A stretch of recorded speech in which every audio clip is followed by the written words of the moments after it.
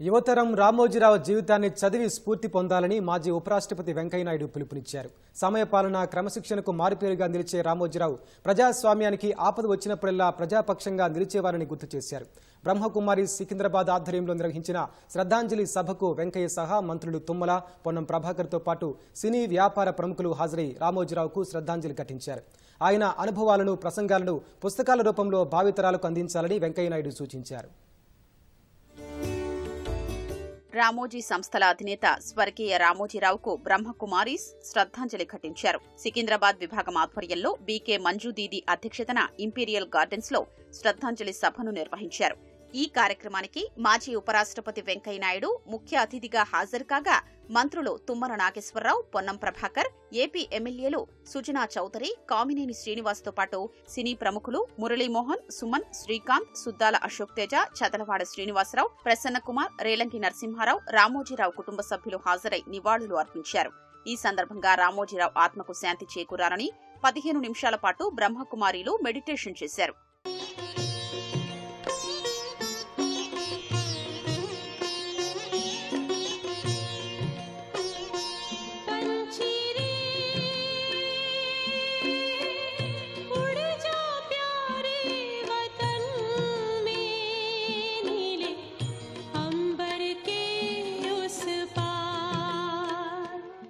రామోజీరావుతో అనుబంధాన్ని ఈ సందర్భంగా గుర్తు చేసుకున్న ప్రముఖులు ఆయన సేవల్ని కొనియాడారు. సమయపాలనకు, క్రమశిక్షణకు రామోజీరావు మారుపేరుగా నిలిచారని వెంకయ్యనాయుడు అన్నారు. మట్టిలో మాణిక్యాల్ని వెలికి తీయడంలో, ప్రతిభను గుర్తించడంలో ఆయనకు సాటి లేరని ప్రశంసించిన మాజీ ఉపరాష్ట్రపతి ప్రజాస్వామ్యం ప్రమాదంలో పడినప్పుడు ప్రజాపక్షాన నిలిచి సమాజం పట్ల నిబద్ధతను చాటుకున్నారని పేర్కొన్నారు. రామోజీరావు జీవితం భావితరాలకు స్ఫూర్తి నింపేలా పాఠాలు కావాలని ఆకాంక్షించారు.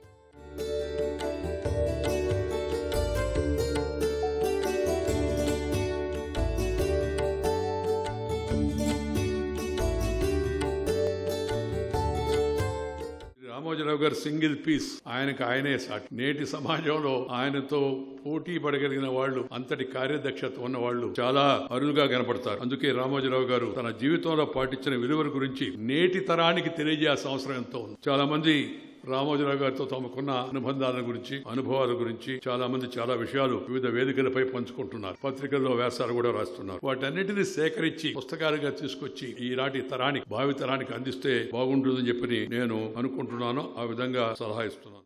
రామోజీరావు అంటే వ్యక్తి కాదని, వ్యవస్థ అని మంత్రులు తుమ్మల, పొన్నం ప్రభాకర్ అభివర్ణించారు. తెలుగు జాతికే కాకుండా యావత్ దేశానికే ఆయన గర్వకారణంగా నిలిచారని కొనియాడారు. రామోజీరావు ఏది చేసినా నంబర్ 1 గా ఉండాలనుకునేవారని గుర్తు చేశారు. 43 సంవత్సరాలుగా ఆయన చెప్పినటువంటి మొదటి మాట, నీతిగా నిబద్ధతగా రాజకీయాలు చేయండి, జీవితంలో మీకు భవిష్యత్తు ఉంటుంది అని చెప్పారు. ఎప్పుడు కలిసినా కూడా కర్ర పట్టుకొని మీరు ఏది చేసినా కూడా మీరు చీల్చి చెండాడుతా తెల్లారి పొద్దుటికే మీ యొక్క కథ అంతా బయట పెడతాని భయపెట్టి, బెదిరించి, అదిరించి, లాలించి, మమ్మల్ని బుజ్జగించి మీరు మంచి నాయకులు కావాలని చెప్పి మమ్మల్ని ప్రోత్సహించినటువంటి వ్యక్తి పూజ్యులు రామోజీరావు గారు అని చెప్పి మీకు ఈ సందర్భంగా మనం చేస్తాం. స్వయంగా ఎదిగి సమాజంలో తనకంటూ ఒక వ్యవస్థ నిర్మించుకొని వచ్చే సమాజానికి ఒక మార్గదర్శిగా నిలిచినటువంటి రామోజీరావు గారి చరిత్ర రాబోయే తరానికి ఒక ఆదర్శము, ఆచరణీయం అనే మాటని సందర్భంగా మనవి చేసుకుంటూ, వారు పడ్డ శ్రమ కావచ్చు, వారు చూపెట్టినటువంటి నిబద్ధత, అకుంఠిత దీక్ష, వారికి ఉన్నటువంటి ఒక పట్టుదల, సమయస్ఫూర్తి, శ్రమ పడే విధానం రాబోయే తరానికి తప్పకుండా ఆచరించిన వాళ్ళు తప్పకుండా సక్సెస్ అవుతారనే విశ్వాసం కూడా ఈ సందర్భంగా వ్యక్తం చేస్తూ వారికి శ్రద్ధాంజలి ఘటిస్తూ అందరికీ నమస్కారం. భారతదేశంలో ఆయన నమ్మినా నమ్మకపోయినా ప్రజల కోసం, ప్రజలు నమ్మిన ప్రతి దేవుడు, దేవత గురించి అన్ని కూడా ఒక దగ్గర ఓం అనే ఒక సంస్థను పెట్టాలని, దానికి మంచి డిజైన్ చాలా బాగా చేయించారు. కానీ కొన్ని కారణాల వల్ల అది ఇంప్లిమెంట్ కాలేదు. బహుశా అదొక్కటే ఆయన తలపెట్టిన సంస్థల్లో మిగిలిపోయి ఉంటుందని నేను అనుకుంటున్నాను. उसके लिए सारी समाज के लिए, देश के लिए और साथ साथ में भारत सरकार को पद्म विभूषण टाइटल करके दिया था. मैं समझता हूँ इसको भारत रत्न देना चाहिए था, क्योंकि इसके अंदर एक श्रूड बुद्धि थी और कर्मठ भी थे, साथ साथ में सैंपल और एग्जाम्पल के रूप में थे. ऐसे व्यक्ति को हम लोगों ने अपने साथी में अभी दूर है, परंतु मुझे ये विश्वास है क्योंकि आत्मा अविनाशी है. తన తొలి చిత్రం ఉషా కిరణ్ మూవీస్ లో చేయడం అదృష్టంగా భావిస్తానని, అలాంటి తనకు రామోజీరావు ఆఖరి చూపు దక్కకపోవడం బాధ కలిగించిందని ప్రముఖ నటుడు శ్రీకాంత్ ఆవేదన వ్యక్తం చేశారు.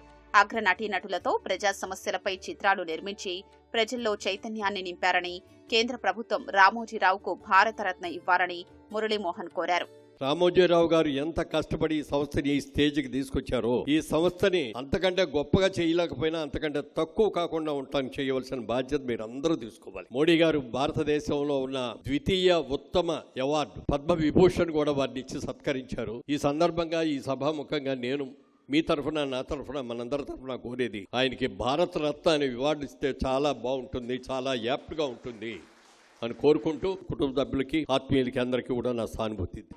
నెవర్ ఒక పెద్ద సక్సెస్ వస్తే చాలా మంది different ways of walking, sitting, talking ఉంటుంది. అలాగే ఫెయిలియర్ అయిన వెంటనే అది రియలైజ్ చేసి చాలా మంది the behave in different way. అలా కాకుండా ఒకటే ఆయన క్యారెక్టర్, ఆయన బిహేవియర్ అన్ని చేసేవారు. Is inspiration to so many people. లైఫ్లో కొన్ని విషయాలు సాధించవచ్చు, పట్టుదలతో సాధించవచ్చు. Very strict person, never bent to anybody.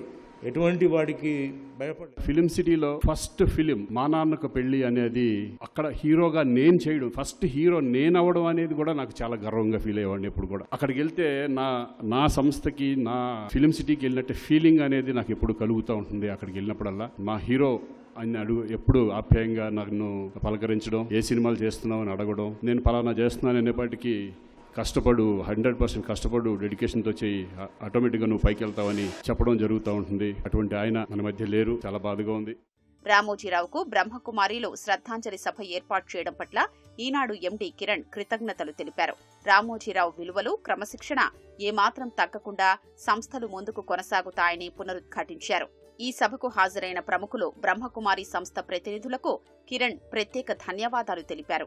Mrutyunjay బాయ్కి, మంజుబాయికి, నాన్నగారికి శ్రద్ధాంజలి ఘటించడానికి ఈ సభని ఏర్పాటు చేసినందుకు ధన్యవాదాలు. పెద్దవాళ్ళు చాలామంది చాలా విషయాలు చెప్పారు.